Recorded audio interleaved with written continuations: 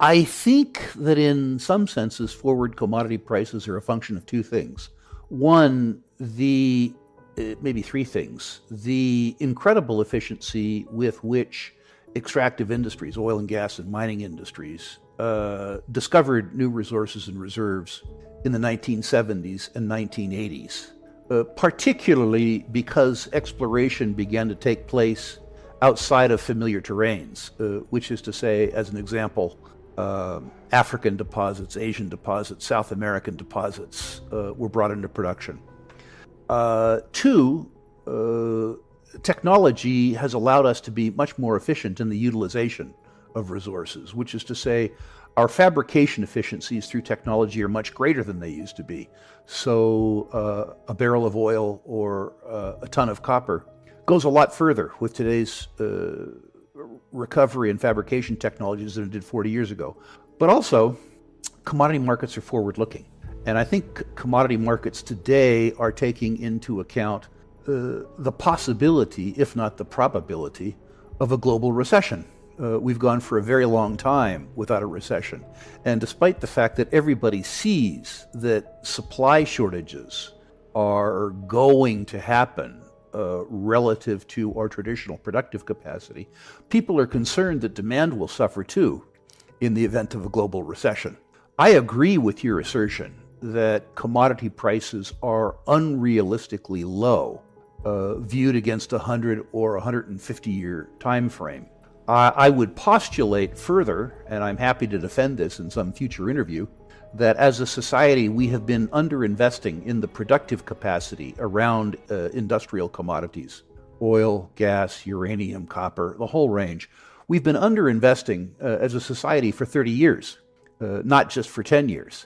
And the consequence of that is inevitably that we will continue to experience short supplies of commodities, particularly as the population on Earth continues, and particularly, too, as we do an admirable job, as we have done in the last 30 years, in increasing the material living standards of the poorest of the poor. That over 1 billion people on Earth have no access to electricity, and another 2 billion people on Earth have access to only intermittent or unaffordable electricity. Those people want to live like you and I do. And when poorer people get more money, the type of purchases that add utility to them and their families are almost always material. When you make more money, you buy a service or maybe some little gadget from Apple, which doesn't require very much by way of raw material. But when a poorer person acquires more purchasing power, they increase the calorie count and the calorie quantity in their family.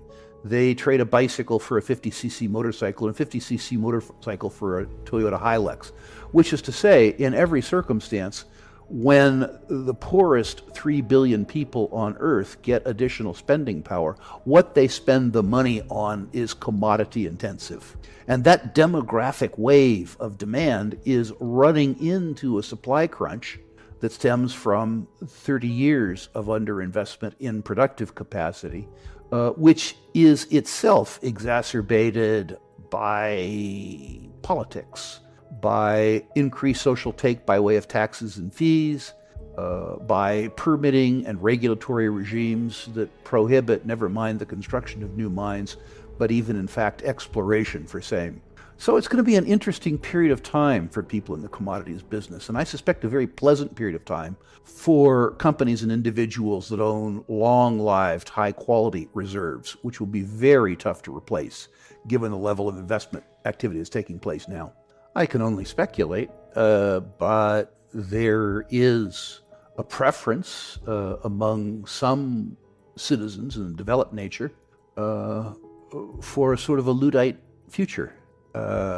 Perhaps it's that people in places like the left coast of the United States have theirs, and they care less about the well-being of people who don't have theirs. The suggestion, as an example, that we're going to be able to feed 8 billion people in the globe with organic farms, I think is part of the same social ethos that causes us not to be able to build pipelines not to be able to build power plants, not to be able to build the power grid, and in many jurisdictions, not to be able to even permit the exploration, never mind the development of resources that the world needs to lift up into material prosperity the poorest of the poor. Before we continue, help us clicking that YouTube like button and subscribe now to our channel. This shows the algorithm that you valued this information. And it helps us spread that message. Sharing is caring. And now, let's continue. I have bad news for you. If you're not rich by now, you're screwed. And if you're in debt, you're even double screwed. How so, you might wonder? Well, the sad truth is that you're working your whole life to make someone else rich. The mega corporations, the banks, the politicians, everyone is getting richer. They get your money. And what is even worse, they get your time, they get your life. You are not even in a rat race, you're in a financial prison. But what could a solution for you look like? Honestly, I don't know, but I know what a solution for me would look like. It's very simple. I use whatever money I have and I multiply it with 1,000. This could make my life much easier and probably yours as well. If you have $1,000 available and multiply this with 1,000, I believe that this could solve some financial issue for the one or the other. Of course, if you're ugly, you would have to multiply it with much more than 1,000. My name is Markus Dahn, and this is what I decided to do. I decided to 1000x my money. This is not a joke. I know what you may be thinking. What is this guy talking about? How should this work? This is not possible. Well, I made a detailed video where I laid out my plan. And some clever folks might even want to look at this plan and copy it and do exactly what I do. This is just a little hint on the side. You have two options. You leave, you forget what you have seen.